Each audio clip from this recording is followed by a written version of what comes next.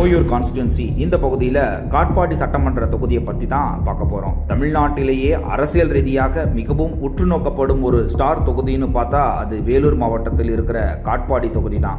ஏன்னா திராவிட அரசியலின் மூத்த முன்னோடி மற்றும் தற்போதைய நீர்வளத்துறை அமைச்சர் மாண்புமிகு துரைமுருகன் அவர்களின் கோட்டை இது.